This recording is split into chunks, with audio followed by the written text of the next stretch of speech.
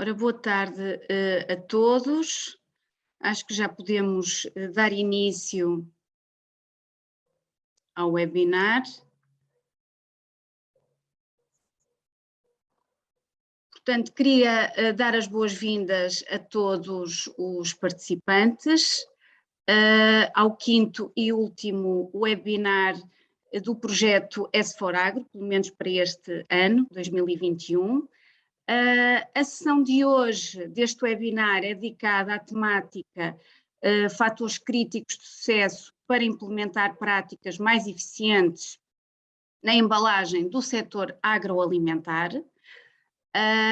Mais uma vez, duas boas-vindas e agradeço a todos os participantes que resolveram juntar-se a nós hoje e mostraram interesse em acompanhar-nos nesta sessão que se pretende que seja uma partilha de conhecimento, de testemunhos, de casos práticos, boas práticas relacionadas com a embalagem secundária, com o transporte. Vamos ter a participação de várias empresas, quer seja de consultoria, quer seja de investigação e desenvolvimento, quer seja também empresas de produção do setor agroalimentar. Hoje temos connosco uma empresa representante do setor das carnes.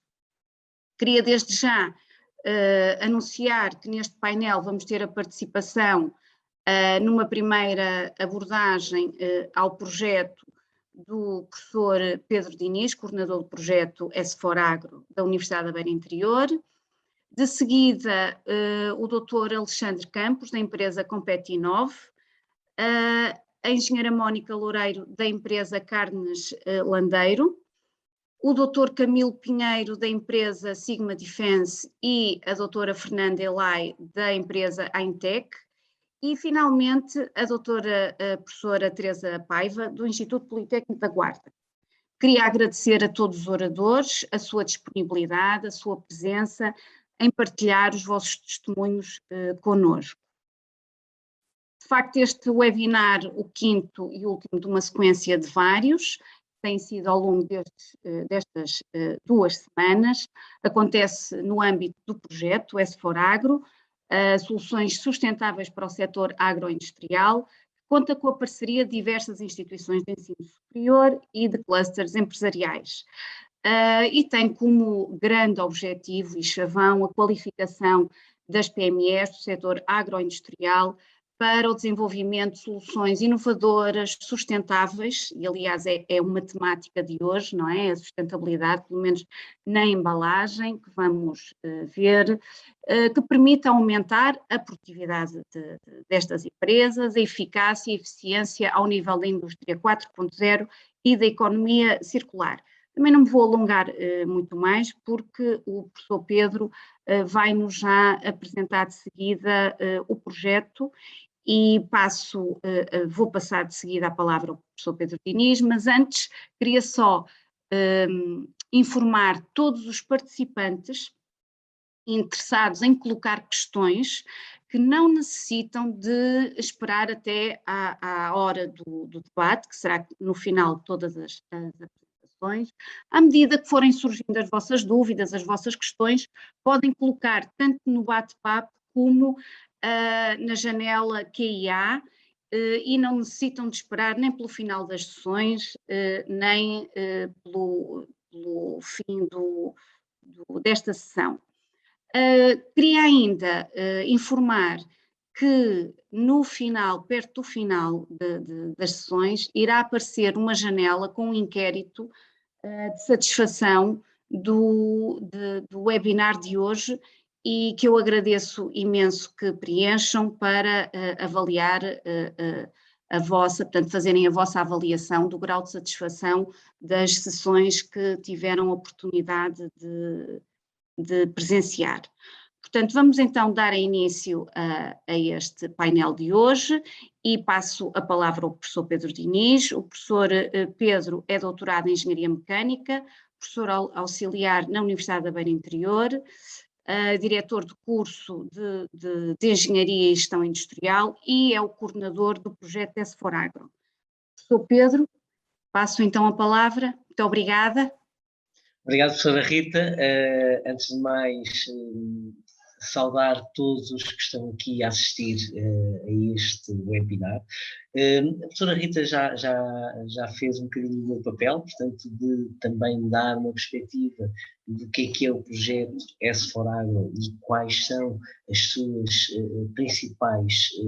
os seus principais objetivos. O que é que eu posso referir? Eu posso referir, antes de mais, o interesse no webinar de hoje, dedicado fundamentalmente à embalagem secundária. Portanto, eu nesta perspectiva, se me derem autorização, eu vou compartilhar a tela e vou passar a fazer a apresentação do projeto por esta via. Ora, muito bem, eu estou a contar que todos estejam no momento a ver. Ok? Pronto, e lá está. E a S4Agro, como a professora Rita estava a dizer, é o projeto que nós estamos aqui envolvidos, portanto, a Universidade do Interior, a Universidade de Évora, o Politécnico de Leiria no Castelo, o Politécnico de Coimbra, o Politécnico da Guarda, o Politécnico de Leiria e, neste caso, com o Windows Cluster a ser o chapéu a todas estas instituições. E, na realidade, S4Agro, portanto, soluções sustentáveis para o setor agroindustrial. O que é que pretendemos no âmbito deste projeto e para este setor em particular? Pretendemos, lá está, tentar promover a segurança dos processos, a salvaguarda dos recursos materiais, mas também daquilo que será o produto acabado, a sustentabilidade ambiental, que é hoje um enfoque não só do setor agroindustrial, mas de todos os setores, e claro está, e para este setor que é tão importante para as diferentes sociedades, contribuir também no âmbito da sustentabilidade económica. Portanto, deixem-me então fazer esta agenda à apresentação que vou fazer de uma forma bastante rápida, portanto vamos fazer aqui um pequeno enquadramento à temática do projeto. Este enquadramento é do vosso conhecimento. Vamos descrever as atividades que envolvem o projeto e os resultados conseguidos já e também aqueles que são esperados, e fazer aqui umas conclusões. Portanto, este enquadramento já foi indicado. O que me falta efetivamente dizer é que este é um projeto de 2 anos, que foi estendido também pela questão da pandemia e que é cofinanciado pelo COMPET no âmbito do Portugal 2020 e com financiamento do FEDER. Ora, o nosso modelo de consumo, temos a perfeita noção que tem levado o planeta ao limite. Se a isto associarmos o aumento da população mundial, a poluição que decorre em alterações climáticas, em desertificação, em erosão, em escassez de recursos e até mesmo em perda de biodiversidade, chegamos à conclusão que algo temos que mudar. Portanto, a pandemia acabou por proporcionar algum alívio nas atividades industriais e no impacto que nós tivemos sobre o ambiente, mas na realidade tudo isso já passou, não é? Portanto, nós hoje estamos a retomar em força e quer isto dizer que muitas e outras ações são necessárias. E aqui o comprometimento da sociedade é importantíssimo para conseguirmos levar, como se costuma dizer, a água ao bom porto. Ora, mundialmente e nacionalmente tem havido essa vontade, seja ao nível das Nações Unidas, né, com os Objetivos para o Desenvolvimento Sustentável, ou até mesmo com o COP26, que terminou agora em Glasgow. Sabemos que muito mais se esperava desta reunião dos países, mas pronto, houve efetivamente passos em frente, mas são passos que em alguma medida foram bastante curtos, que novamente todos nós temos que contribuir e tentar dar uma melhoria nesse sentido. E o Governo de Portugal tem tentado fazer isso, nem que seja pela Agenda de Inovação para a Agricultura 2030, a Confederação de Agricultores Portugueses também, com a Ambição Agro 2030, e na realidade tudo isto o que é que visa? Visa fornecer aqui um contributo para recuperar a atividade económica nacional, mas também para a sustentabilidade por via de um conjunto de medidas para modernizar o setor e recuperar a economia. E todas elas envolvem, como nós sabemos, tecnologia e digitalização, a sustentabilidade do território e lá está, e também o desenvolvimento industrial, agroindustrial e agroalimentar. E aqui a agroindústria e a agricultura estão linkadas. Portanto, os pilares preconizados para uma são também muito semelhantes, se não mesmo iguais, para a outra. Ora, este setor agroindustrial é composto principalmente por micro, pequenas e médias empresas e que acabam por ter um impacto significativo na economia dos países, seja pelo valor acrescentado bruto que têm e até pelas exportações que acabam por representar um valor muito significativo. Portanto, são estes dois setores que acabam por ser setores âncora para se conseguir um desenvolvimento económico e social que seja equilibrado para o território nacional. Ora, mas nem tudo é bom, ou nem tudo são facilidades, e na realidade estas micro, pequenas e médias empresas acabam por ter uma carência de investimento ou de recursos humanos técnicos especializados para lidar com os desafios atuais e futuros que são colocados à sustentabilidade, sejam eles na forma da economia circular, ou da embalagem ecológica, ou digitalização. E por esta via, não é, as preocupações no setor têm vindo a crescer, seja por via, por exemplo, do grande aumento que tem havido na compra e venda de produtos online, mas também pelos requisitos de segurança alimentar e medidas de proteção que são cada vez mais rígidas, também face àquilo que nós denominamos como as alterações climáticas e que têm tido um grande impacto sobre os produtos, e nós temos que arranjar aqui maneiras novas estratégias para conseguir estender a vida útil destes produtos, promovendo a sua segurança e qualidade alimentar. Portanto, o âmbito deste projeto não poderia ser mais atual.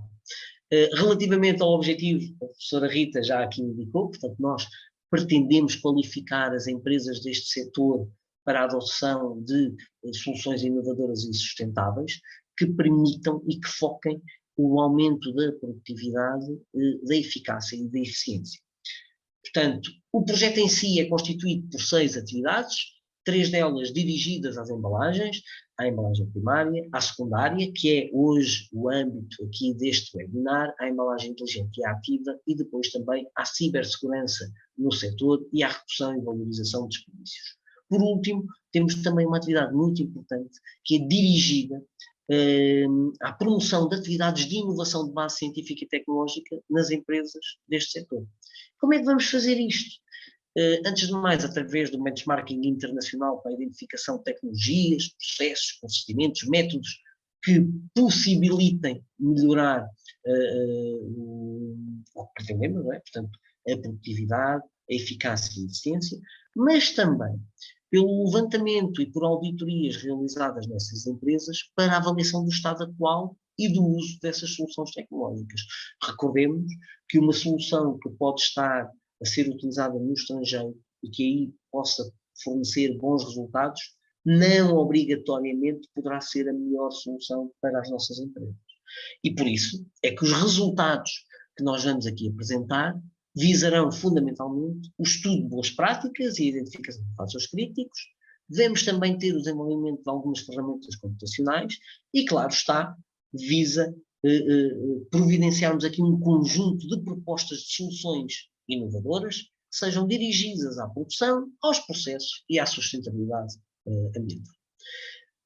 A atividade 1, que é liderada pelo Instituto Politécnico de Coimbra, foi dirigida para a embalagem primária, portanto, e foca a investigação para alternativas de novos plásticos em embalagens, sejam eles totalmente recicláveis ou com uma percentagem de reciclabilidade, de origem vegetal, ou bioplásticos ou fibras de celulose. Portanto, há aqui uma abrangência bastante grande destas soluções. Recordemos que nós, desde o início de novembro, não podemos utilizar plástico como embalagem de uso único, não é? Portanto, isto tem repercussões também bastante grandes no setor agroalimentar.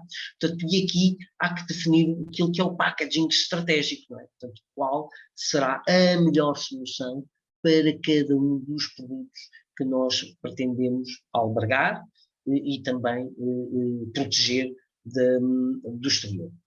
Portanto, nesta atividade pretende-se desenvolver boas práticas na utilização da embalagem primária sustentável e também identificar e disseminar junto das empresas do setor quais são os fatores críticos para a aplicação da embalagem primária sustentável.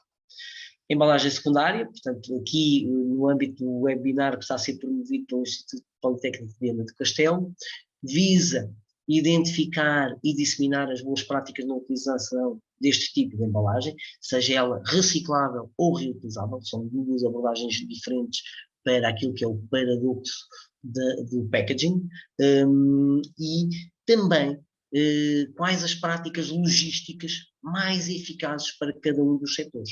Portanto, isto também numa abrangência bastante grande e diversidade de abordagens.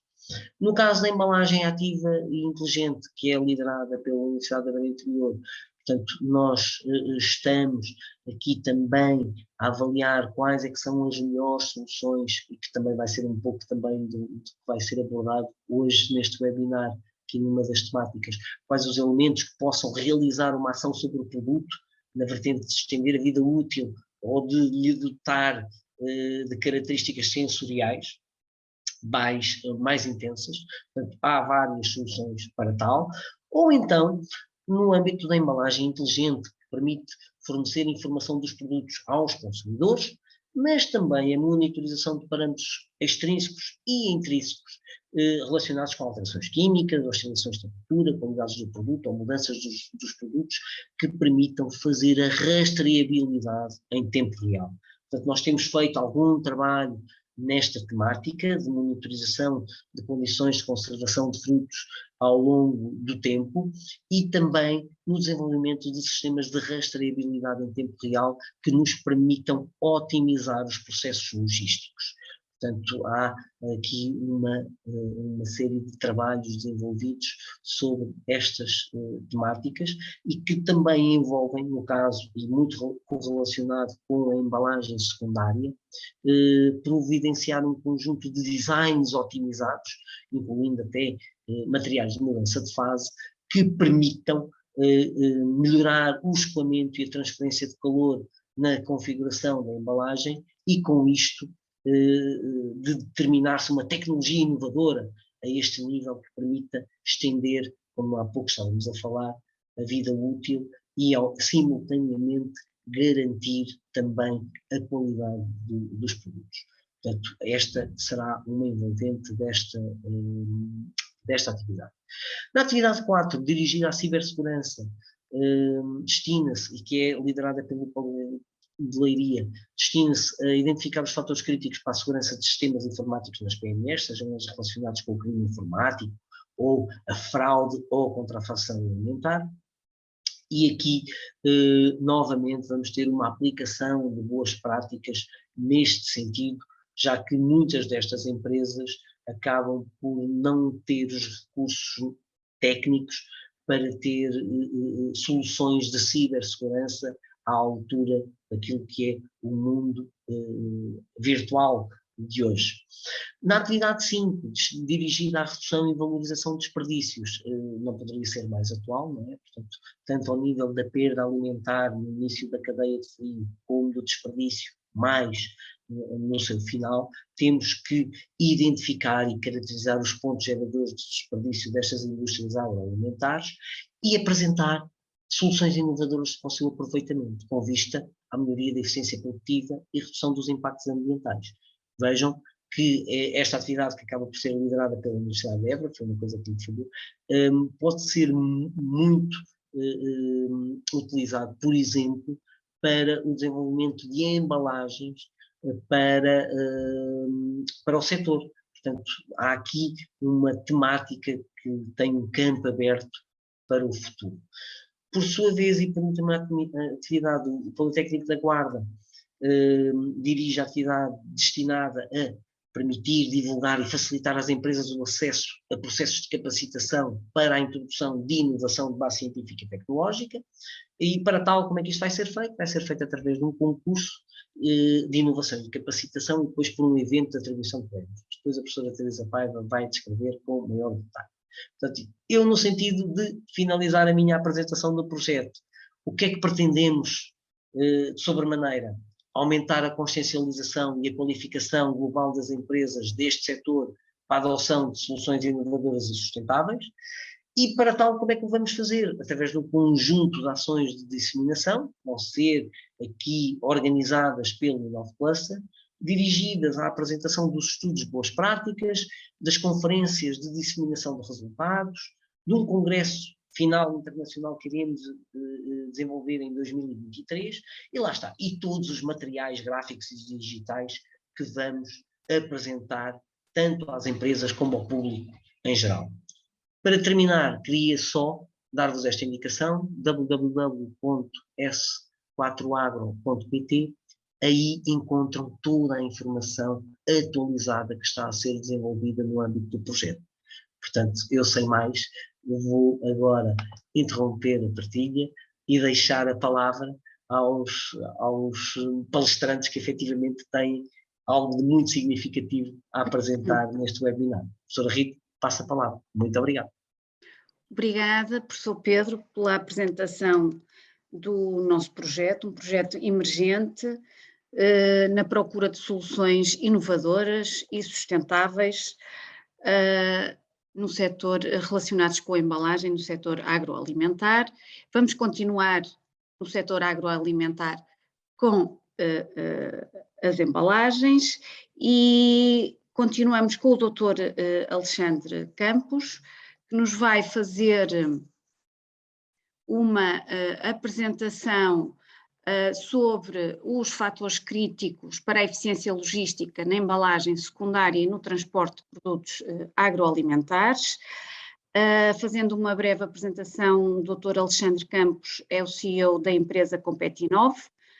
É também professor, formador e consultor em diversas áreas, como Market Intelligence, gestão de conhecimento, inovação sistemática, entre outras funções, como sendo membro da Rede de Consultores Internacional SOL.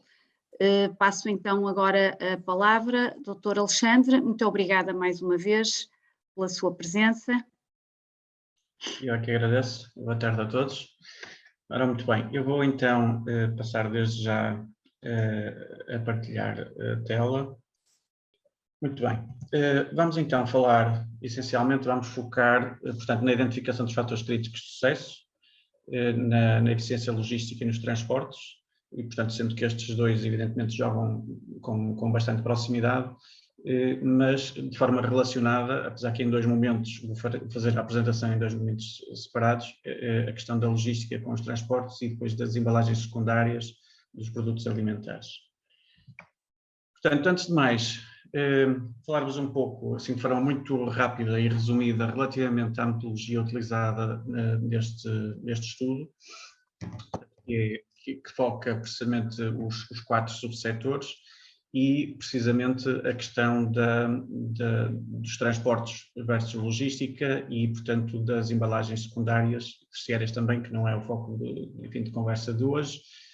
E dizer-vos o seguinte, que antes de mais, para escrutinarmos, digamos assim, os fatores críticos de sucesso para estes diferentes setores e tendo em conta estas áreas, a primeira questão, o que nós fizemos foi catalogar ou fazer, digamos, o environment scanning em termos de competitive intelligence, a sistemática de todas o que está ali PESTEL, ou seja, de todo um SWOT, que toda a gente conhece as variáveis SWOT, ou seja, todas as oportunidades e ameaças do ambiente, e isto derivado quer a informação secundária, quer primária, e, portanto, variáveis e mudanças do contexto, portanto, variáveis políticas, económicas, sociais, tecnológicas, mudanças legais, ambientais, portanto, todas essas mudanças surgem como oportunidades, ameaças para estes 4 subsetores e para estas 4 áreas em particular, e digamos que tem de haver mediante estas respostas, estas variáveis,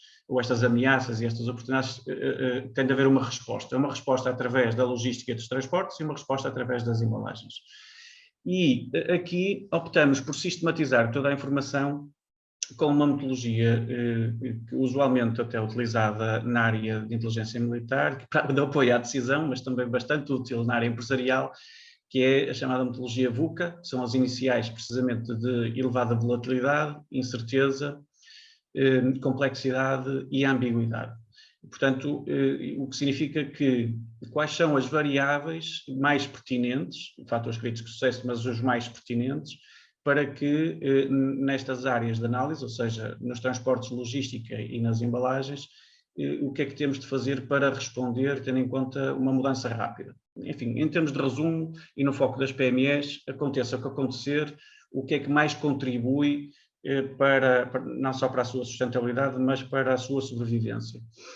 E, portanto, digamos que, tendo em conta a volatilidade, o que é que contribui para a visão, ou seja, quais são os fatores críticos, não isoladamente, mas em conjunto, que contribuem para a visão, aqueles que contribuem para, como resposta à incerteza, que é, enfim, de certa forma, a compreensão, com alguma redundância, e também o que é que responde à complexidade e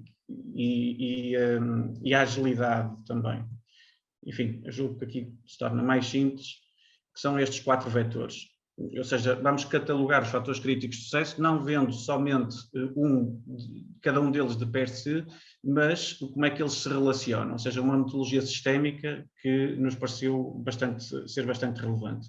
Aqueles que contribuem, digamos assim, aqueles fatores críticos que vão alavancar, estes aqui representados em baixo, ou seja, aqueles que são realmente, que todos eles são críticos, mas aqueles que podem alavancar todo um sistema, aqueles que, por outro lado, vão orientar a visão, e digamos a sua ligação entre estes dois são que geram a motivação dos setores e a motivação dos ecossistemas de negócio, e por outro lado, todos aqueles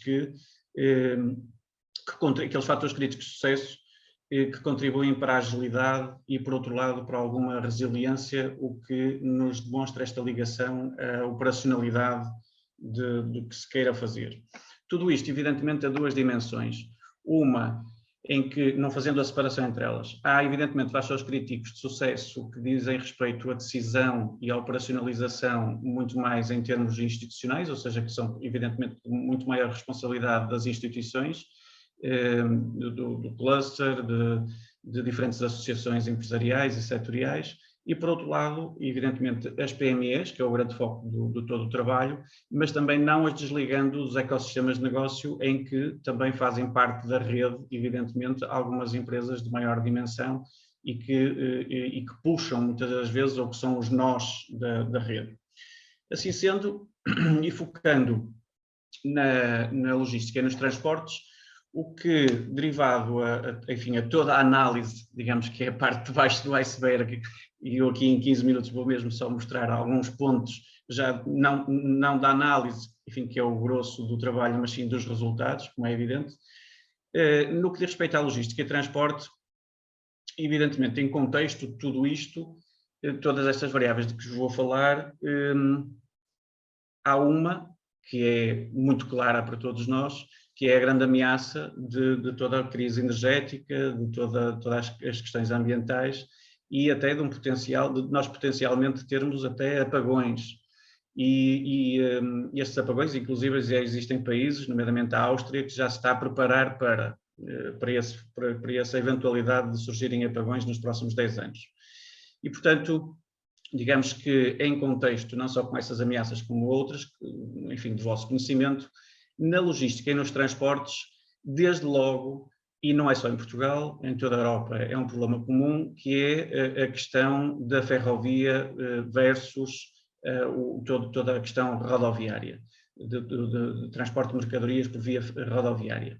Sendo que a maioria dos transportes, como nós sabemos, é feita por transportes rodoviários e que se deverá incentivar a ferrovia. Portanto, não é só um problema português, é um problema europeu, e, evidentemente, tudo o que é isto está relacionado.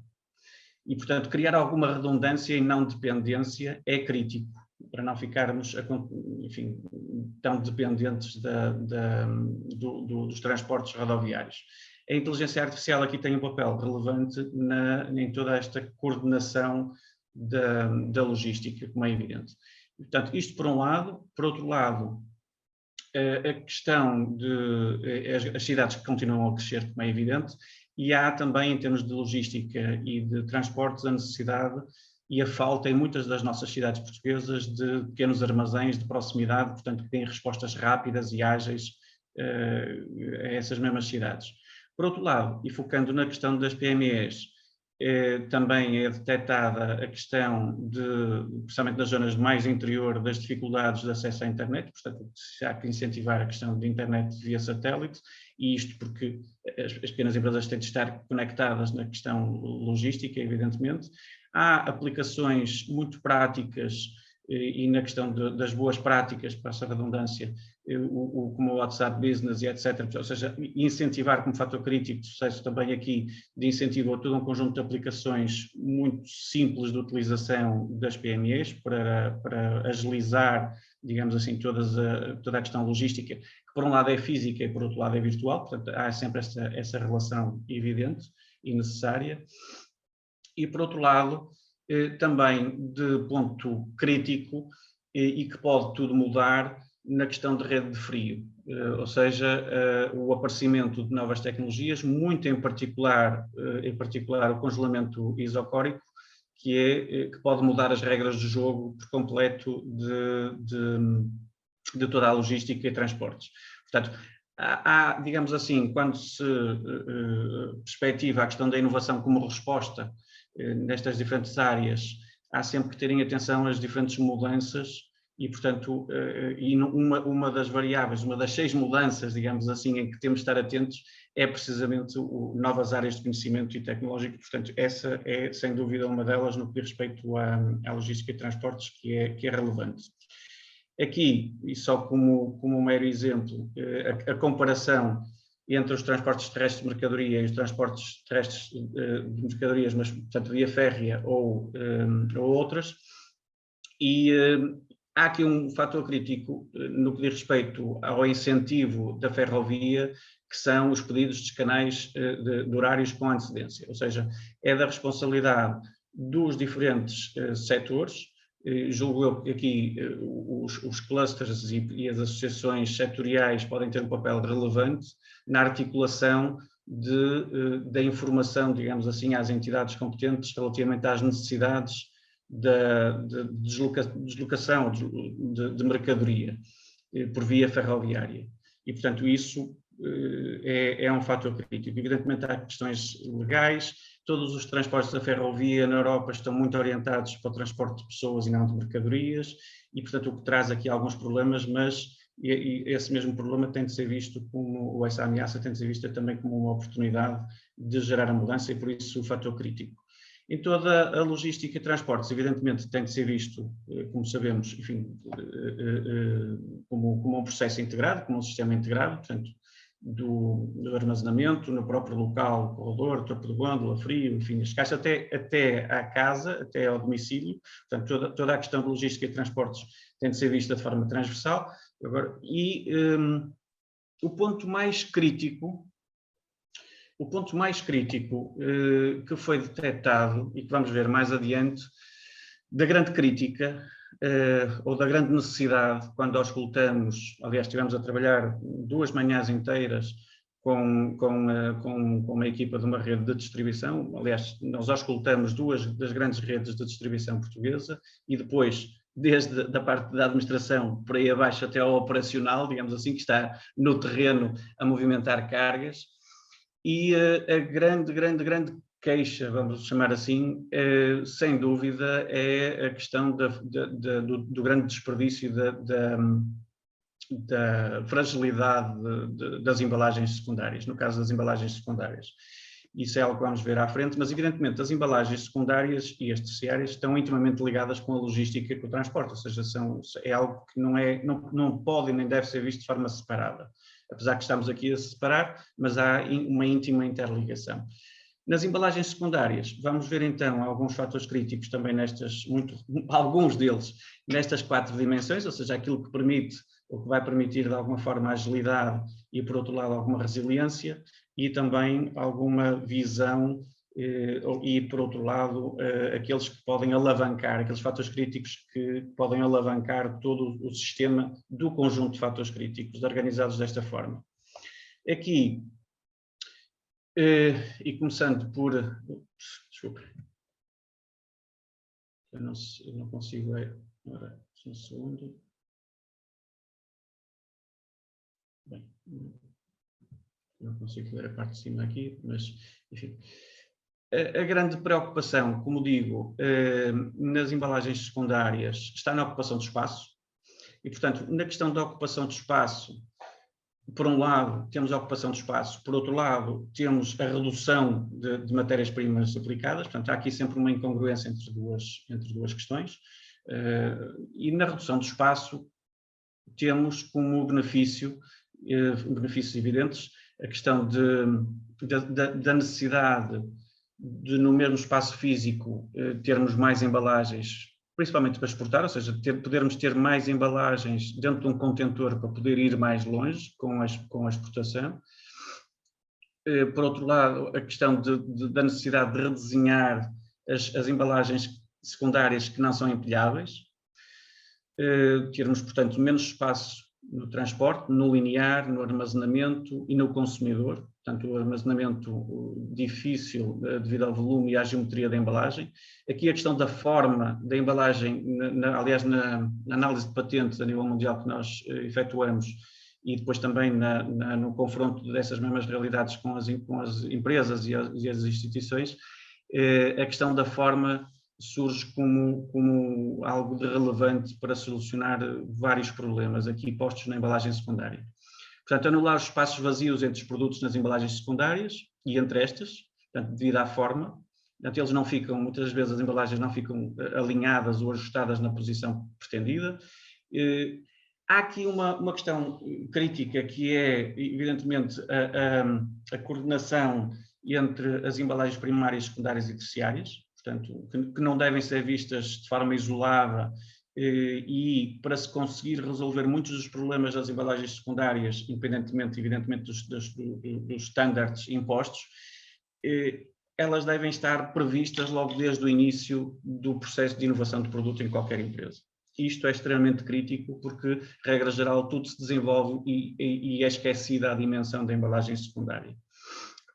Há, por exemplo, vários produtos com determinadas pegas que depois, quando se acomodam às embalagens secundárias, há todo um transporte de vazio, há todo um transporte de ar e, portanto, isso gera várias complicações. A questão nas embalagens secundárias da redução de matéria-prima portanto, é crítico, como é evidente, e há novos materiais, não vou amassar com estas questões aqui, mas dizer-vos que também há necessidade da não dependência desses mesmos materiais da volatilidade dos preços internacionais, portanto, nomeadamente da questão óbvia da base petrolífera. A diminuição do peso das embalagens é crítica também.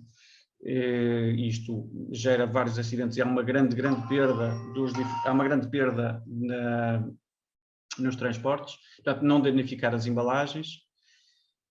E, portanto, essencialmente isto. Há uma forma, isto como um mero exemplo, uma forma bastante usada e que pode resolver vários problemas, que é a questão das embalagens hexagonais.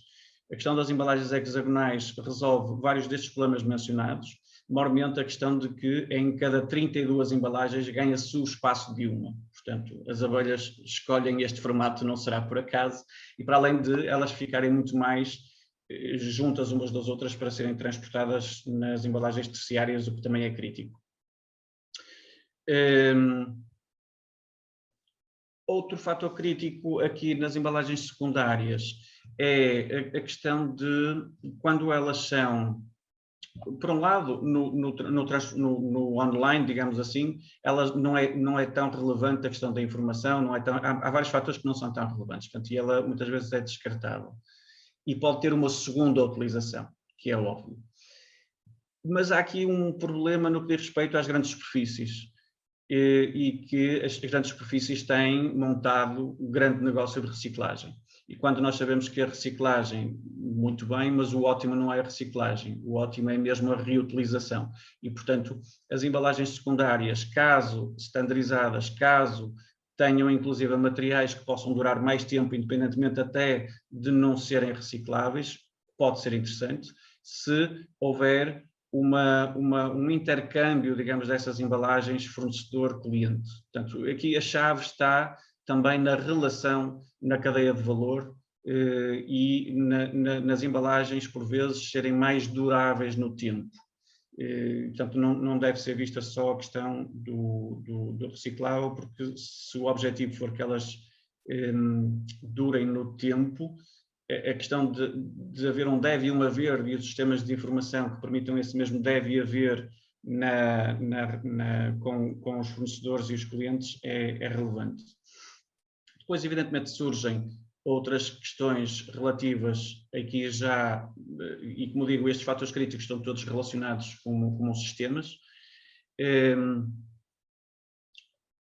A questão da contaminação versus higienização, evidentemente, e que se colocam também novas soluções que podem ser utilizadas e que não estão a ser utilizadas, nomeadamente as nanotecnologia de cobre, a questão da água de ozono, a questão de luz UVC, a utilização de ionização dos espaços, isto também nos transportes e que tem a ver depois também com o transporte das embalagens secundárias. E a questão de... Enfim, há aqui alguns pontos que já foram de alguma forma frisados. Eu estou aqui a passar muito à frente por causa da restrição temporal da apresentação, mas dizer-vos que todas estas questões se interligam, ou seja, não podemos ver as embalagens secundárias, como digo, de per se, também ligadas à logística e aos transportes, e até mesmo a outras áreas que fogem do âmbito deste estudo, nomeadamente a questão há aqui uma questão que julgo que é das mais importantes, que é a União Europeia, em termos de mudança legal, vai levar quase ao desaparecimento de muitas das embalagens secundárias.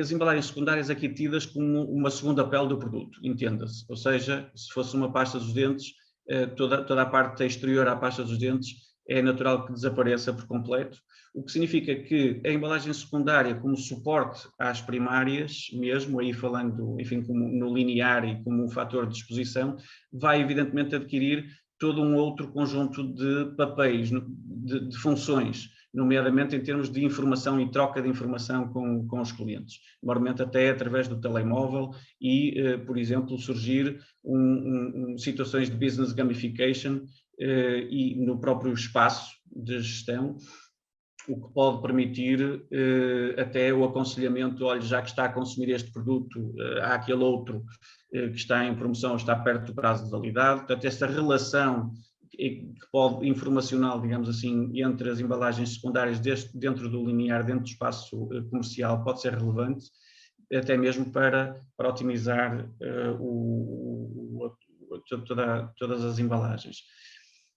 Há variedíssimas situações, variedíssimas questões, algumas das quais eu falei, entre outras que o tempo não permite falar, mas que deverão ser, isto é que era a ideia que eu gostava aqui de deixar, deverão ser integradas em modelos de negócio, ou seja, para elas próprias serem implementadas como fatores críticos de sucesso e não uma a uma, mas sim em conjuntos, elas deverão muitas das vezes ser implementadas com uma nova abordagem de modelo de negócio. Estou-me a recordar, por exemplo, o papel extremamente relevante que os clusters têm tido nas marcas do território, como chapéus que albergam, enfim, outras pequenas, e que pode ter relevância também, por consequência, nas embalagens secundárias, maiormente quando há uma competição, uma cooperação entre diferentes fornecedores ou diferentes empresas, nomeadamente até destes subsetores em análise, para gerarem produtos em conjunto, mas que partilhem as mesmas embalagens secundárias. Portanto, produtos que até são de subsetores diferentes, como digo, mas comercializando para os mesmos canais de distribuição e embalagens em que há partilha dessa mesma embalagem secundária, pode ser extremamente relevante.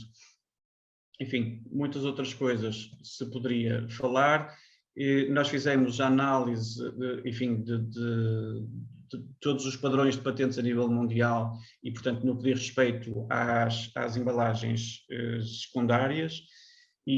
portanto, seria impossível em 15 minutos falar de todas elas. Falei sim aqui, só mesmo uma breve e rápida abordagem numa lógica sistémica de alguns fatores críticos de sucesso, quer na logística e transportes, quer em embalagens secundárias, e dar relevo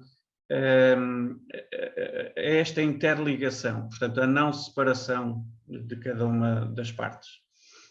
E, portanto, deixo-vos com...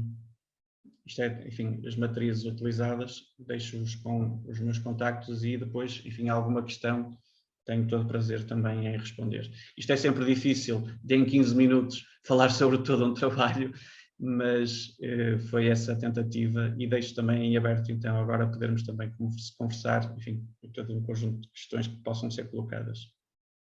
E obrigado.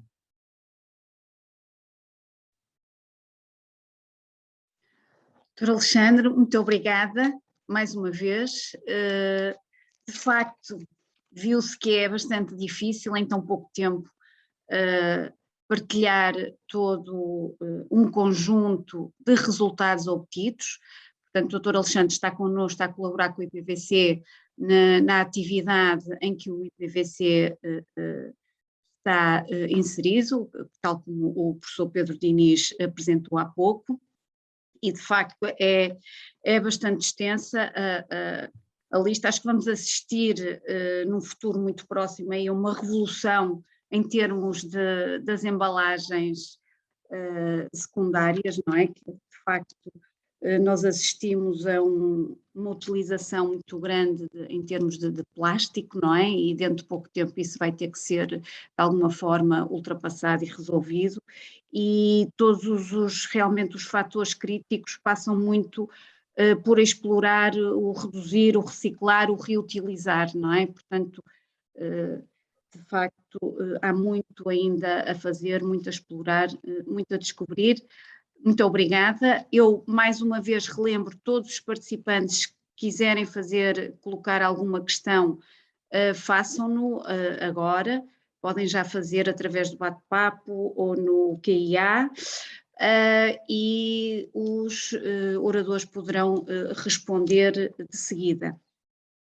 Portanto, agora passaria então à terceira oradora da tarde, a engenheira Mónica Loureiro. Engenheira Mónica. A engenheira Mónica vai-nos fazer uma apresentação sobre as boas práticas de embalagem logística implementadas na empresa Carnes Landeiro. A engenheira Mónica é licenciada em Engenharia Alimentar, com mestrado em Gestão de Processos e Operações pela Universidade do Porto. Já tem 15 anos de experiência no setor das carnes, em diversas empresas de referência a nível nacional do setor das carnes, e desde novembro de 2020 que é diretora de produção e da qualidade da empresa Carnes Landeiro. Engenheira Mónica, muito obrigada. Passo agora então a palavra. Boa tarde a todos. Desde já eu quero agradecer pelo convite para participar neste webinar e hoje farei uma breve apresentação das boas práticas de embalagem e logística implementadas nas Carnes Landeiro.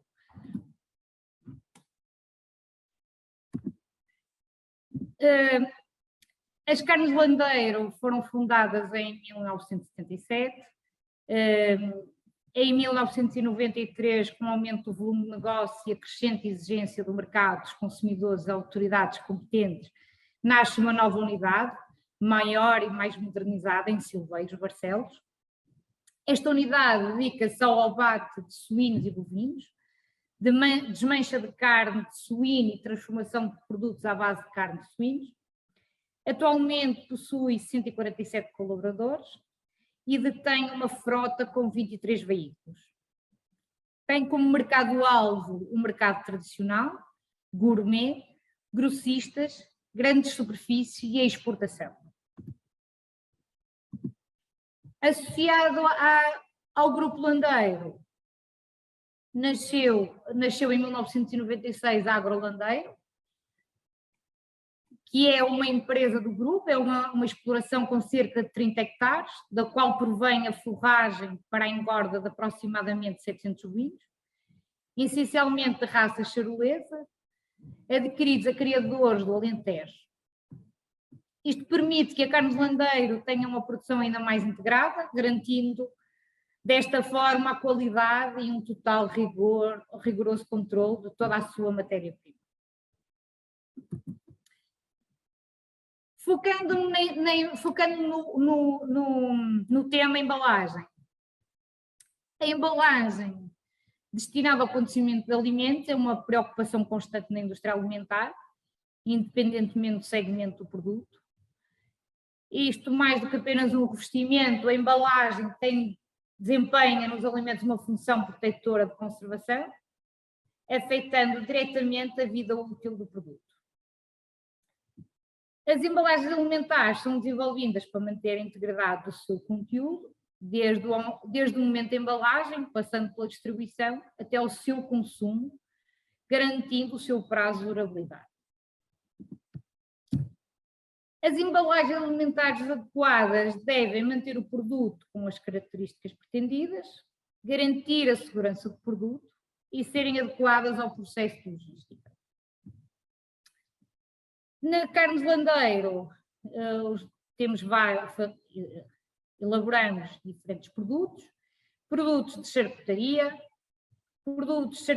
cozidos, como por exemplo os fiambres, os produtos frescos, resultantes da nossa desmancha, e os produtos fumados, em fumeiros tradicionais com a lenha da zinc.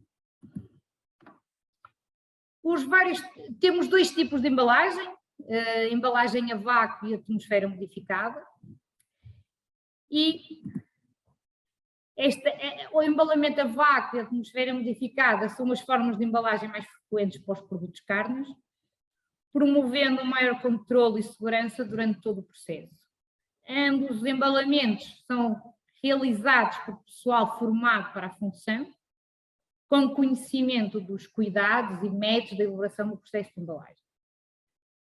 São realizados controlos periódicos à embalagem durante o processo, tais como a medição de gases no caso de embalagem em atmosfera protetora e verificação do vácuo e estanquicidade no caso de embalagens a vácuo. As vantagens de utilização de embalagem em vácuo são o aumento da validade do produto. Este tipo de embalagem elimina cerca de 99% do oxigênio presente dentro da embalagem. O vácuo protege de micro-organismos que precisam de oxigênio para sobreviver e se proliferar. Dependendo do tipo do produto e da forma como o consumidor o guarda, em condições corretas de luz e temperatura, os alimentos chegam a durar de 2 a 10 vezes mais. Este tipo de embalagem também facilita o transporte e armazenagem. O volume da embalagem diminui, o que faz com que o alimento ocupe menos espaço na hora de ser transportado ou guardado. Para nós significa a otimização do custo logístico, já que mais produtos podem ser enviados de uma única vez sem que amassem ou estraguem. Este tipo de embalagem também mantém as propriedades. Sem contacto com o oxigênio, o produto não sofre com os danos de oxidação, ou seja, mantém as suas características primárias de cor, peso, hidratação e sabor. Constitui uma barreira ao odor. A embalagem faz com que o cheiro característico do alimento não possa ser sentido, o que é uma vantagem quando se fala em transporte e armazenagem. Relativamente às vantagens na atmosfera modificada, temos também a mesma vantagem, o aumento da durabilidade.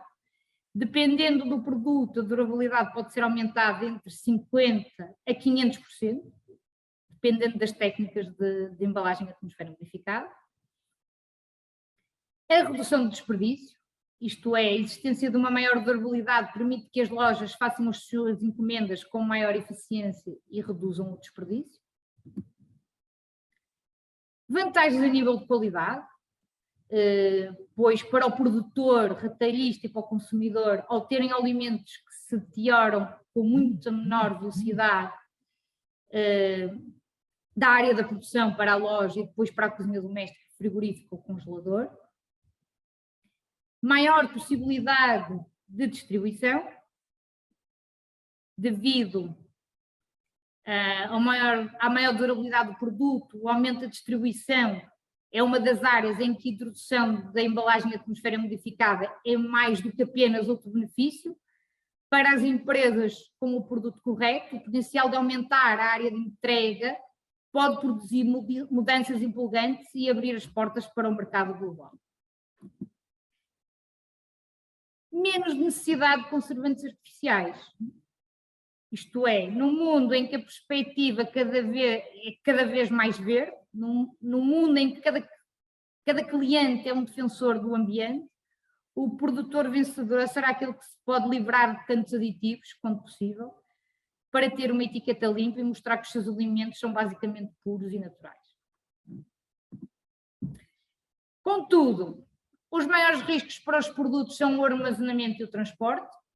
É nestas fases que os produtos podem sofrer com quedas, perfurações e variações de temperatura e contaminações.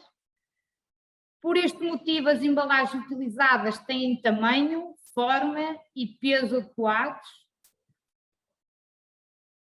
para minimizar possíveis problemas e otimizar, por exemplo, e numa fase final, a sua paletilização. Depois de embalados e colocados em caixas, os produtos são paletizados. As paletes são filmadas automaticamente para que não se deformem e, consequentemente, mantenham o produto o mais estável possível. Seguidamente, as mesmas paletes são colocadas em estantes para permitir uma otimização do espaço de armazenamento disponível. Quando falamos em logística, no setor cárnico, o mais importante e também o mais desafiante é a garantia da cadeia de frio. Com esta consciência, para uma maior garantia, a Carnes Landeiro tem um sistema logístico de distribuição própria. A sua frota está munida de equipamentos adaptados às necessidades dos produtos que transporta, com registradores de temperatura. As caixas são isotérmicas, com superfícies internas resistentes à corrosão, lisas, impermeáveis e com capacidade de atingir e garantir temperaturas de congelação em caso de necessidade de transporte de produtos congelados. Todas as etapas da distribuição da carne de landeiro são sujeitas a estritas normas de higiene, lavagem e desinfecção após cada transporte, temperaturas adequadas garantindo o cumprimento da legislação e segurança do produto. Carga e descarga de acordo com boas práticas de higiene.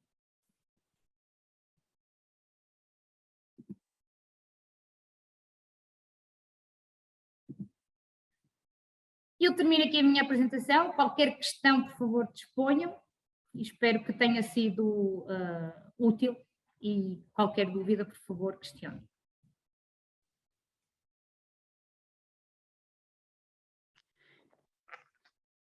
Engenheira Mónica, muito obrigada pela excelente apresentação, esclarecedora do ponto de vista da preocupação da empresa com toda a parte de embalamento, não é, do produto. Não é um produto fácil, de facto, é um produto extremamente possível, que ainda por cima necessita de uma cadeia de frio e, portanto, também não é fácil resolver todas estas questões relacionadas com a embalagem, sempre para garantir um tempo de vida adequado para este produto, mantendo todas as características do produto, sensoriais, nutricionais, etc.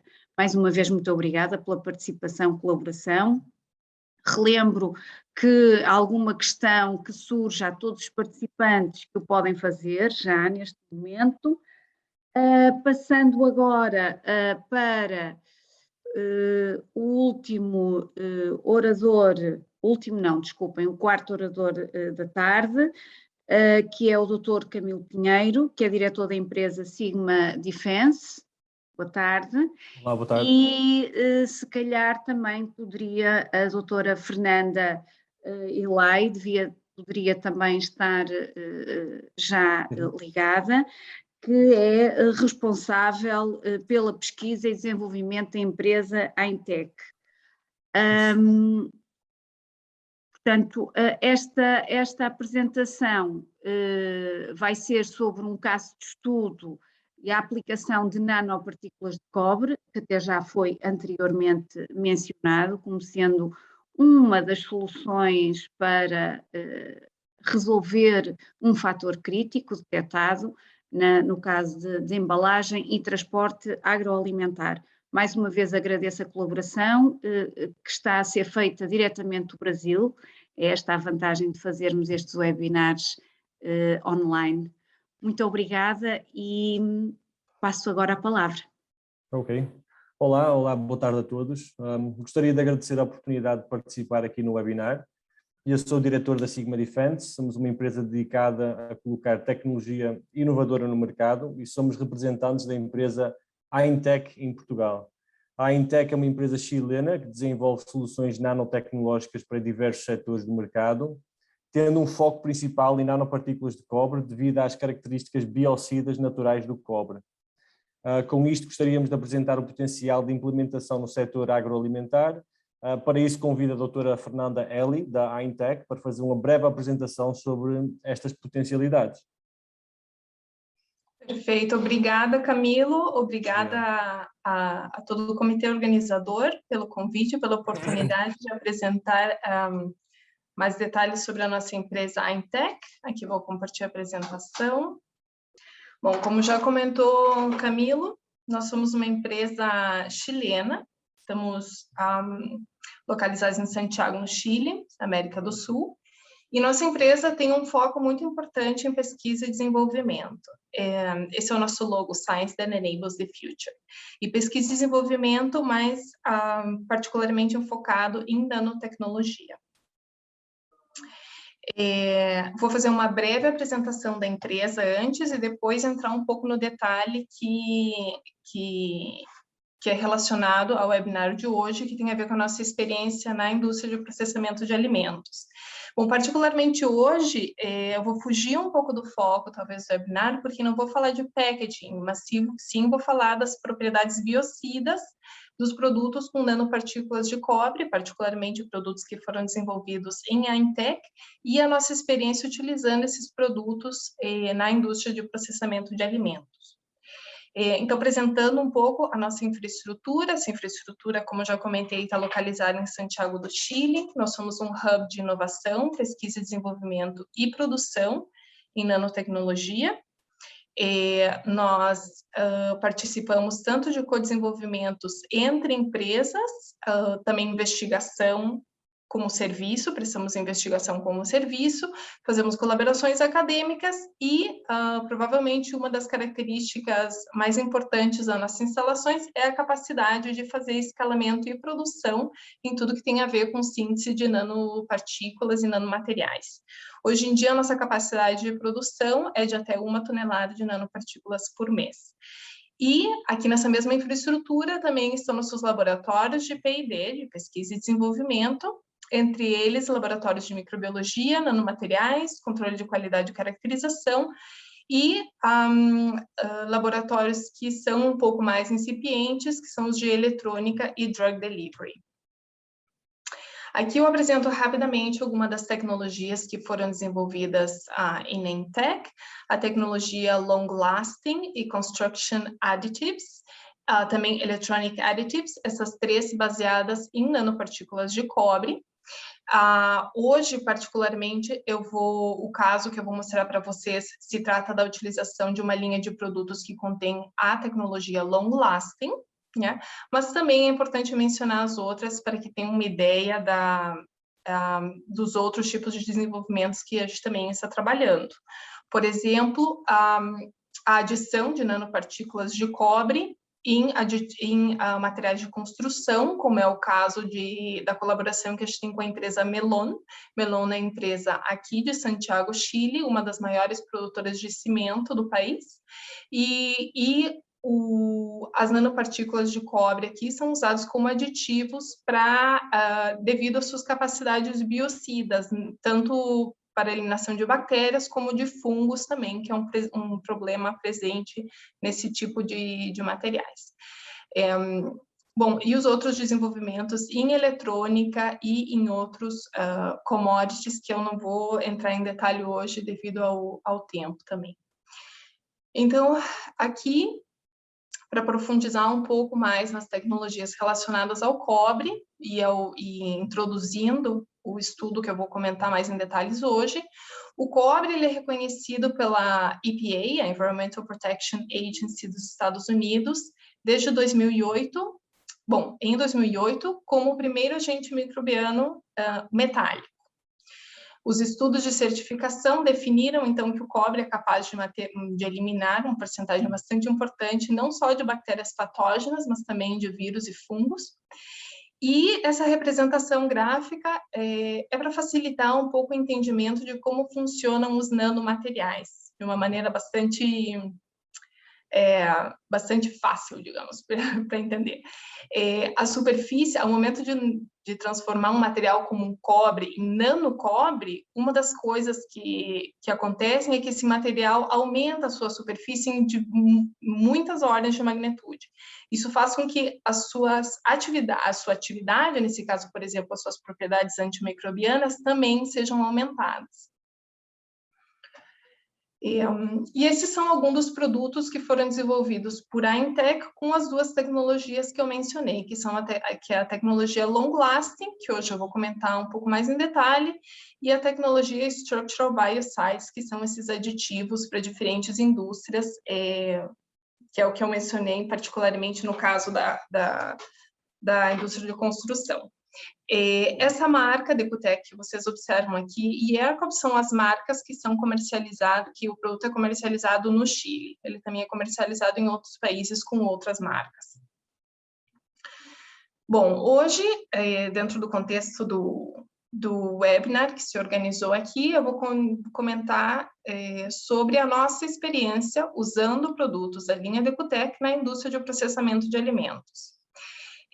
O produto Decutec contém essa tecnologia Long Lasting, que é proprietária de AINTEC, é uma solução inovadora, então, para o controle de micro-organismos na indústria alimentar, que todos nós sabemos que tem problemas de inocuidade e tem também controles muito estritos relacionados à inocuidade. Isso permite também incorporar ciência de fronteira e nanotecnologia a processos produtivos. O desafio que se propôs nesse estudo foi justamente controlar a carga microbiana em uma linha de processamento de alimentos, né? E a proposta era usar uma solução inovadora, nesse caso, os produtos da linha Decutec, com essa atividade long lasting, que permitissem cumprir com os estándares de qualidade e inocuidade, tanto do mercado interno chileno, como dos mercados de exportação. No Chile, um dos principais mercados de exportação, um dos principais produtos de exportação relacionados à indústria alimentar é justamente os produtos marinhos, tanto peixes quanto mariscos. E esse estudo, que eu vou compartilhar com vocês os resultados hoje, ele justamente foi feito numa planta de processamento de mariscos, aqui do Chile, uma planta industrial. E a proposta, essa que eu já mencionei, que é substituir os produtos de desinfecção, que são atualmente utilizados na indústria, por produtos da linha Decutec, que tem essa capacidade, então, limpadora e desinfectante long-lasting, com uma categoria de toxicidade 4, que é bastante tóxico, classificado como pouco provável de perigo. Esse slide busca explicar um pouco como funciona esse efeito do long lasting. Aqui, num período de 0 a 7 dias, uma desinfecção tradicional, onde normalmente se ocupam produtos como os produtos à base de cloro ou amônio quaternário, o que se observa é que existe a eliminação de uma percentagem bastante alta de bactérias, de micro-organismos em geral, no tempo zero. No entanto, à medida que passam as horas e os dias, essa mesma superfície volta a se contaminar e, obviamente, os micro-organismos voltam a se reproduzir, produzindo, então, essa grande carga microbiana. No entanto, isso não é o que acontece com os desinfectantes que possuem essa tecnologia long-lasting. Aqui se desinfecta em tempo zero, mas essa superfície permanece desinfectada a um largo de até 7 dias. Né? O período de 7 dias foi comprovado e é aprovado e certificado pelo ISP, que é a autoridade que regula, a autoridade chilena que regula os produtos de desinfecção, seria o equivalente à ECA aqui no Chile. E a atividade long-lasting é relacionada diretamente às nanopartículas de cobre. E agora os resultados da prova industrial, que, como eu comentei para vocês, foi feita numa planta de processamento de produtos marinhos, de mariscos, nesse caso aqui no Chile. Essas são as características da planta. Eles possuem dois turnos produtivos, um turno diurno e um turno noturno, e entre cada turno se fazem, então, os procedimentos de limpeza e desinfecção correspondentes. O protocolo standard que eles usam incorpora a utilização de produtos à base de cloro, como um desinfectante alcalino clorado, hipoclorito de sódio, que é bastante típico usual na indústria, e também ácido paracético e ácido peroctanoico, que também são clássicos dessa indústria. O que foi feito aqui, como eu já mencionei, foi substituir todos esses produtos por produtos da linha Decutec. Então, voltando aqui um pouquinho para trás, todos esses 3 ou 4 produtos foram substituídos, então esses produtos não foram utilizados e ao invés dele foram utilizados produtos da linha Decutec. O que se fez aqui, se trabalhou nessa planta de processamento de alimento, que é uma planta que em algum momento se bifurca e se separa. Então, a planta tem como se fosse um espelho que é de igual característica. O que foi feito aqui, na parte A da planta, foi utilizado a desinfecção standard, que eles sempre utilizaram, que é essa que eu mencionei, a base de produtos alcalino-clorados e ácido paracético peroctanoico, e no seu espelho foram utilizados, então, os produtos da linha Decutec. E isso foi comparado diretamente com os resultados que eu vou mostrar. A essas superfícies que foram desinfectadas dessa maneira, foram feitas análises microbiológicas, tanto no período anterior à desinfecção, quanto no período posterior à desinfecção, mas também uma vez que começado o turno produtivo, uma vez que a planta começa a operar e começam a passar todos os mariscos sobre essa superfície, com alta temperatura, com altos níveis de umidade, que favorecem, obviamente, a replicação dos micro-organismos, depois de 1 hora desse processo começado, se coletou uma terceira amostra.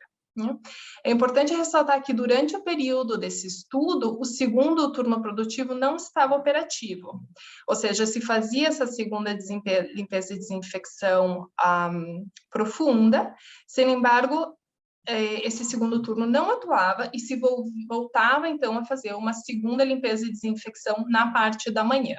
Né? Isso é importante porque é relacionado aos resultados que eu vou demonstrar. Os análises microbiológicos que foram feitos tanto de reconto aeróbios mesófilos, como coliformes fecais e Escherichia coli, que são 3 classes de micro-organismos que são de bastante interesse da indústria. Também se analisaram salmonela e listéria, no entanto, não se observou a ausência desses micro-organismos e, portanto, não foi apresentado nesse estudo. Bom, então começo com os resultados em coliformes fecais, os resultados na cinta ou na linha que foi tratado com o produto Decutec, do lado esquerdo, e ao lado direito, os resultados de reconto microbiológico na parte da linha de produção que foi tratada com o protocolo standard. Se vocês observam, e aqui os mostrei os diários, esse protocolo foi replicado durante 6 dias para observar também a evolução do protocolo no tempo. E aqui vocês observam as diferenças. Ambos procedimentos são efetivos em desinfetar a superfície. Se observam, por exemplo, não existem recontos microbiológicos logo depois da desinfecção. Em tempo zero, os micro-organismos realmente não estão presentes.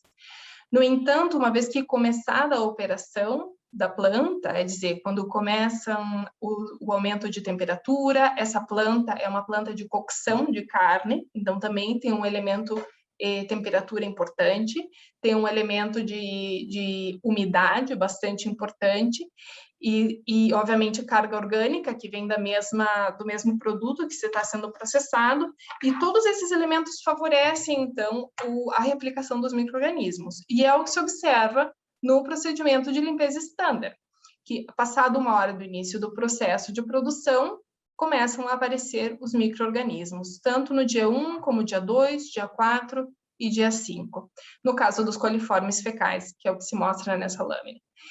No entanto, isso não aparece na cinta Decutec. A cinta que foi tratada com o produto Decutec, justamente devido a essa capacidade de permanecer desinfetando no tempo, o reconto microbiológico não aparece, mesmo depois de 1 hora do início de produção, salvo uma pequena desviação no dia 2.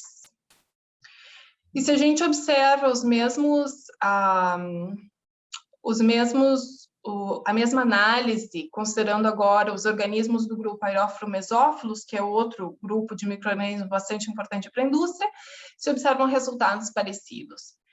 Passado 1 hora do início da produção, as superfícies tratadas com o procedimento estándar começam a ter recontos bacterianos bastante altos, inclusive ao redor de entre 2.000 e 3.000 unidades formadoras de colônia, que obviamente estão sobre os estándares de qualidade e inclusive os estándares impostos pela autoridade sanitária como aceitáveis. Então, como conclusão, é que a desinfecção estándar não é capaz de manter a carga microbiana em baixa, logo que começa, então, o processo produtivo. E de forma similar também foi o que foi observado com o micro-organismo Escherichia coli, onde a cinta tratada com Decutec não observa nenhum reconto microbiano, e não é assim na cinta ou na parte da linha de produção tratada com o procedimento estándar de desinfecção. Então, isso nos permite concluir que a tecnologia long-lasting de ação bactericida prolongada permite manter as superfícies da planta de processamento de alimentos com um reconto microbiológico nulo durante o processo produtivo.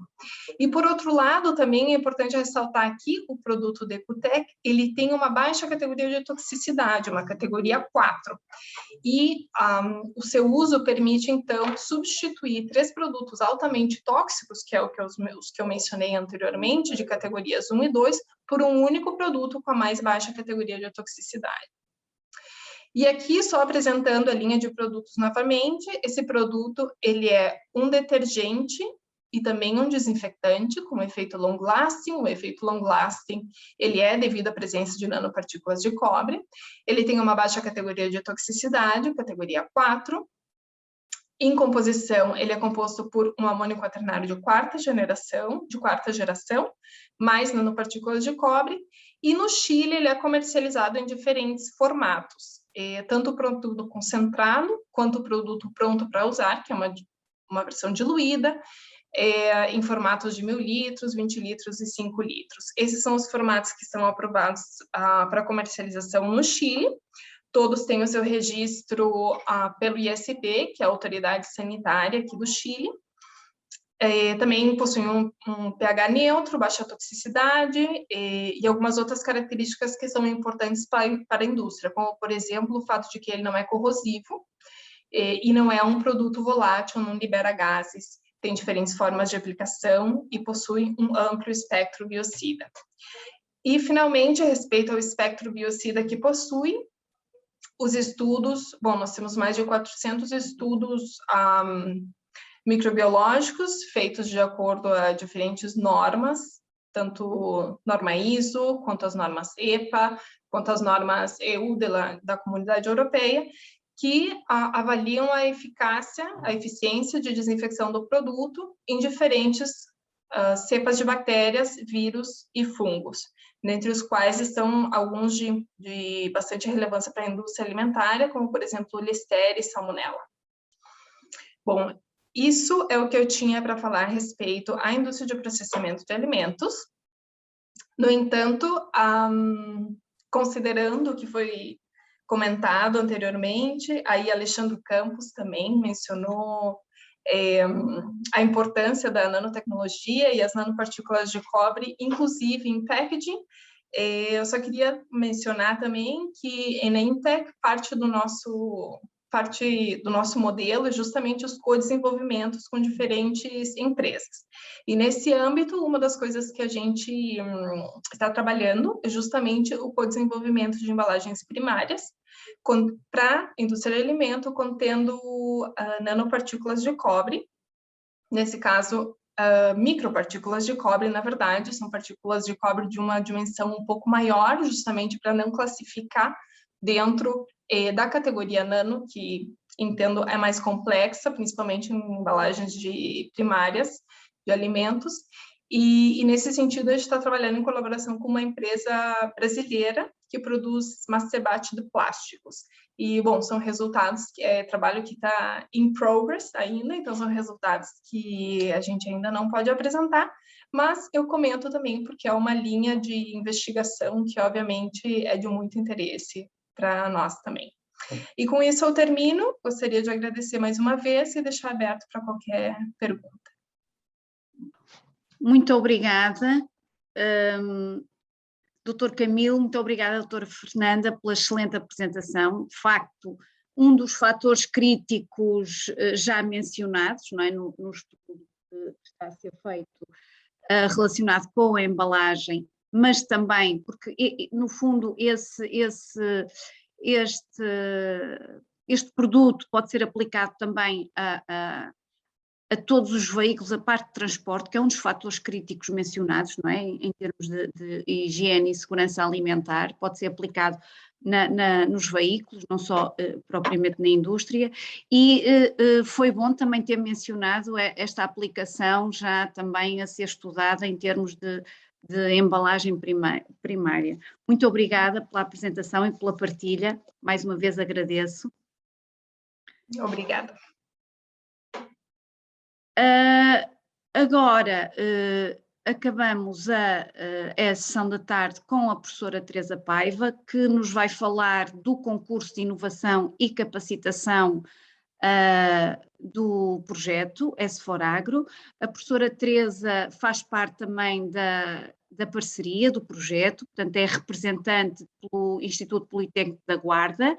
A professora Teresa é doutorada em gestão, especialização em marketing, domínio do comportamento do consumidor, e vai-nos então agora falar de como é que se pode concorrer a este concurso a não perder. Obrigada, professora Teresa. Obrigada. Bom, então eu vou tentar motivar em particular alguma empresa que possa estar presente aqui conosco e depois de nós ouvirmos toda esta apresentação tão entusiasmante de inovação e de investigação, eu penso que é um bom mote para nós falarmos no nosso concurso. E porque nós, no âmbito do nosso projeto, temos como objetivo estabelecer esta ligação com as empresas e trabalhar em prol da inovação nas empresas, nas diferentes áreas de sustentabilidade que nos propusemos, sustentabilidade ambiental, salvaguarda de recursos, segurança dos processos e sustentabilidade económica, e também, em particular, nos 4 subsectores que também resolvemos trabalhar, que é o subsetor dos carnes, dos lácteos, hortofrutícolas e da panaderia. E é nesse sentido que desafiamos as empresas a colocarem-nos problemas, em particular porque verificamos que, por exemplo, no último ano os financiamentos através dos fundos estruturais, só 8% é que foram para projetos de inovação no agroalimentar. Portanto, ainda há muito que fazer, precisamos é sim que as empresas nos digam o que é que precisam que nós as possamos ajudar. Nesse sentido, temos o concurso, que é organizado em 2 fases. A primeira, as empresas inscrevem os seus desafios de inovação para que sejam selecionados, um desafio por cada subsetor, em que vão ser premiados os melhores desafios, para que de seguida uma equipa da academia consiga desenvolver as soluções em co-criação com as empresas que colocaram os desafios, as soluções inovadoras para o desafio selecionado, e a melhor solução também vai ser premiada. Portanto, aqui o objetivo era, de alguma forma, informar e motivar as empresas a fazerem a sua inscrição destes problemas, destes desafios de inovação, até dia 30 de dezembro, através de um formulário que está no site do nosso projeto, para que depois, no próximo ano, nós consigamos de lançar o desafio às academias que fazem parte deste projeto para a constituição de equipas de co-criação para o desenvolvimento das soluções. Portanto, não se esqueçam, até 30 de dezembro a vossa inscrição é muito importante para nós conseguirmos começarmos a trabalhar a inovação juntos, para depois poder ser disputado inclusivamente um projeto de financiamento, quem sabe, e consultem o nosso regulamento, contactem-nos se tiverem dúvidas para o e-mail que também está aqui e no nosso site. Portanto, muito obrigada por estes 5 minutos, mas foi rápida, mas penso que objetivamente espero ter conseguido motivar alguém. Obrigada, Rita.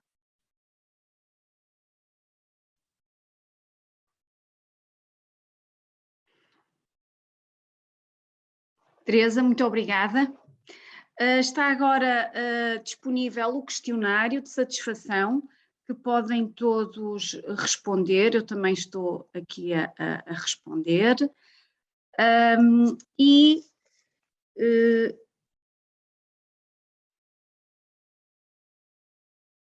Deixo agora aberto o debate a quem quiser colocar questões.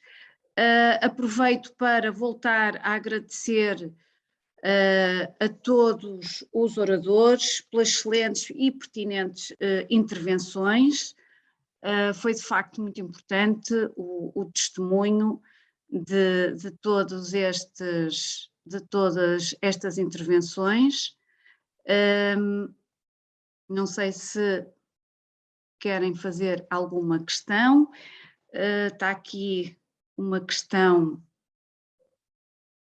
para Dr. Alexandre, se calhar, não sei se está Dr. Alexandre? Sim, sim. Relativamente, portanto, a apresentação incidiu sobre fatores críticos que não foram propriamente diferenciados pelos setores, não é? Os 4 setores aqui em foco. Acha que, embora sabemos principalmente na questão das embalagens secundárias, transporte, que é muito comum a todas, não é? Portanto, há fatores que são mesmo, estão no transporte, principalmente nos refrigerados, não é? Acabam por ser comuns a vários setores, mas há algum setor que ache, mediante o estudo que fez, algum setor que acha que seja mais diferenciado ou que exista algum fator crítico que ache que seja mais diferenciado em algum setor relativamente aos restantes?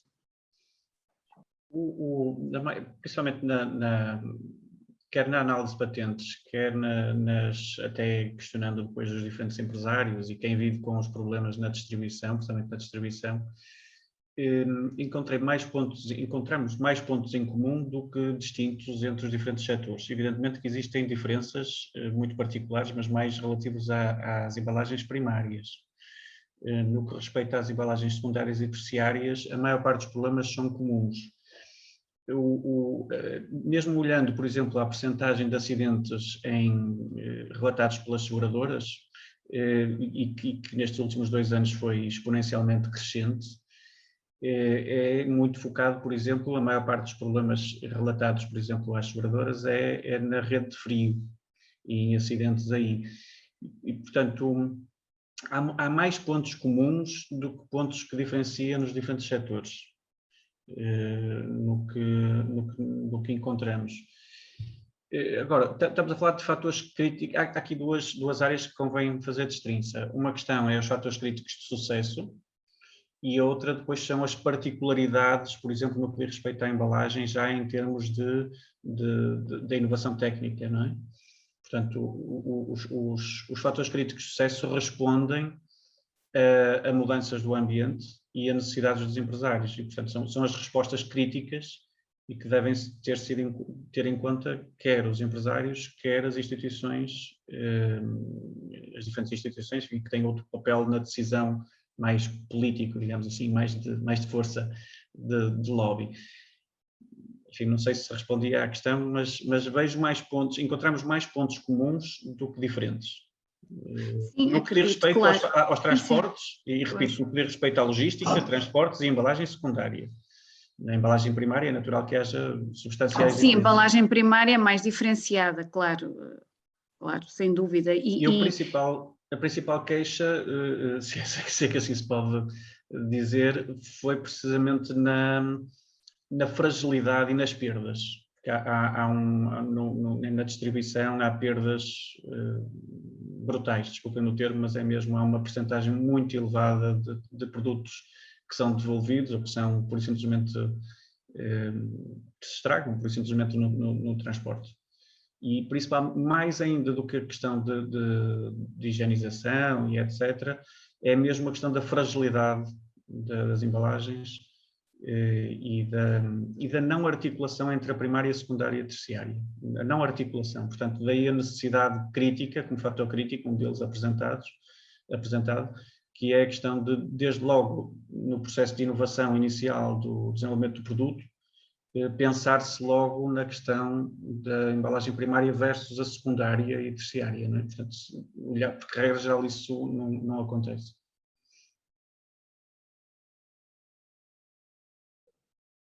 Muito obrigada, Dr. Alexandre.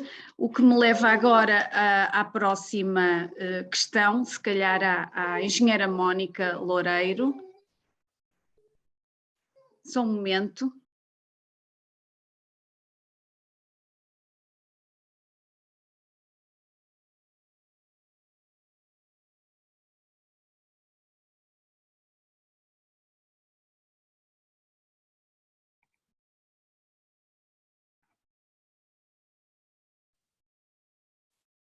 Engenheira Mónica, está connosco?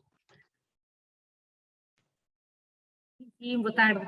Viva, novamente. Relativamente às embalagens que estão a utilizar na empresa, não é? Claro que são produtos extremamente perecíveis, não é? E que exigem uma determinada embalagem que conserve, tal como disse na sua apresentação, muito bem, que conserve o produto e que permita ali portanto, uma permeabilidade, não é? Ou uma não permeabilidade ao exterior. Claro que é muito... Como é que vocês encaram agora com todas as diretivas da União Europeia em tentar reduzir ao plástico? Como é que encaram portanto, em termos, se pensam em alterar e modificar toda a parte de embalagem e o que têm feito em relação à embalagem, se têm feito alguma alteração, se estão a fazer alguns estudos para tentar dar resposta a isso. Obrigada. Efetivamente, neste momento, é uma nossa preocupação, é uma preocupação reduzir o plástico. Efetivamente, nós ainda não conseguimos perceber como é que vamos reduzir no futuro próximo, porque as nossas máquinas não estão preparadas para outro tipo de embalagem.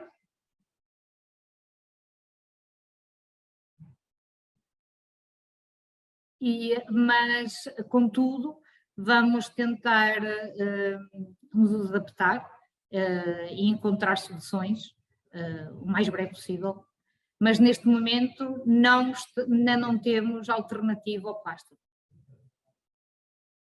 Sim, acredito, claro. Em termos de embalagem secundária, já utilizam o cartão, não é? E tentam mesmo pensar em eliminar de alguma forma esse cartão ou reutilizar, porque agora fala-se muito também na reutilização das embalagens. O que temos neste momento para os produtos frescos a serem entregues na grande distribuição é a utilização de caixas plásticas que são subcontratadas, não é? Nem por nós são adquiridas, nós subcontratamos o serviço. Essas caixas e essas paletes de plástico são reutilizadas e nós trabalhamos desta forma. Elas são entregues pela empresa de caixas e paletes, e por nós é condicionado o produto nessas caixas e entregue à grande distribuição, e depois essa mesma empresa irá recolher à grande distribuição essas caixas e essas paletes. É de uma forma de não utilização de cartão. Exato. Uhum. Muito obrigada, agradeço mais uma vez a vossa colaboração. Obrigada. Agora, a última pergunta vai é dirigida ao Dr. Camilo e à doutora Fernanda, tendo em vista estes produtos com as nanopartículas de cobre. Já fazem alguma comercialização aqui em Portugal desses produtos? Já alguma empresa utiliza os produtos? Nós estamos na fase estamos a iniciar a introdução no mercado, ou seja, estamos naquela fase de procurar registar o produto com as entidades competentes, não é? DGS e tudo mais. Ou seja, pois era isso que eu ia perguntar, se é permitido pelos organismos que autorizam, não é? Todo o contacto com alimentos, não é? Existem certificações feitas em laboratórios europeus, como a Fernanda mencionou, mas estamos numa fase inicial de introdução no mercado, ou seja, isto foi mais uma oportunidade de demonstrar o potencial do mercado, do produto no mercado, e mesmo procurar colaborar com outras empresas e ver como é que podemos desenvolver o produto em Portugal. E qual é, digamos, a grande vantagem da utilização deste produto com as nanopartículas de cobre? Quer dizer, claro que vimos a vantagem em relação à ação bacteriocida, não é? De eliminação de micro-organismos, mas em termos de custo, o produto é mais económico. Também reparei que não é tão tóxico, não é? Porque em termos de segurança alimentar e de plano HACCP, não é? Pode ser um dos problemas, é sempre os resíduos detergentes, não é? E se calhar aqui não seria esse problema, pergunto. Quanto ao custo, eu posso só comentar que somos muito competitivos no mercado, mesmo em comparação com produtos similares ou com um efeito similar, ou seja, nesse aspecto, e pronto, e depois tem a questão da toxicidade que comentou também, que é bastante baixa. Mas Fernanda, não sei se quer acrescentar alguma coisa também. Sim, eu gostaria de agregar também. Bom, a parte do custo direto, que aí Camilo já comentou, existem custos indiretos respeito à utilização do produto. Por exemplo, bom, o custo relacionado, não só o custo, porque na verdade é difícil falar em custo quando a gente está falando de saúde, né? Mas saúde ocupacional relacionada à intoxicação por uso excessivo de cloro, por exemplo, é uma realidade que existe na indústria alimentar. Aqui no Chile, pelo menos, existe e me imagino que na Europa também. Por ser um produto aprovado, muitas vezes termina abusando em relação às quantidades que se usam, inclusive concentrações. Esse por um lado. Por causa daquele tempo, não é? Do tempo de passado 2 dias ou 3, já há crescimento, não é? Portanto... Exato. E, bom, esse é o outro aspecto relacionado ao tempo. Aqui no Chile, por exemplo, para dar um exemplo bem real, a gente começou, desde o início da pandemia, se instalaram protocolos desde o Ministério da Saúde, da CEREM da Saúde, a Subsecretaria da Saúde, que determinavam que lugares como de alto tráfego, por exemplo, supermercados, tinham que ser desinfectados com certa regularidade, por conta da pandemia. Em relação a isso, a gente fez um estudo com o Walmart Chile, me imagino que em Portugal também deve haver Walmart. E nesse sentido, o que foi feito? Foi feito um estudo que provou que a aplicação do produto Decutec, por sua atividade long-lasting, permitia que os ciclos de desinfecção não fossem tão frequentes. Então, ao invés de ter que desinfetar a cada 1 hora, se faziam desinfecções a cada 2, 3 dias. Isso, inclusive, essa modificação de protocolo foi aprovada pela autoridade sanitária aqui do Chile e levou a uma diminuição de custo relacionada à desinfecção, no caso ao Walmart Chile, de até 40%. Então, não é só o valor do produto, mas também a possibilidade de diminuir os ciclos, a quantidade de ciclos de desinfecção e também custos relacionados, obviamente, com a saúde ocupacional relacionada à intoxicação por gases de cloro e outros ácidos que são comumente usados na indústria. Muito obrigada mais uma vez pela vossa participação.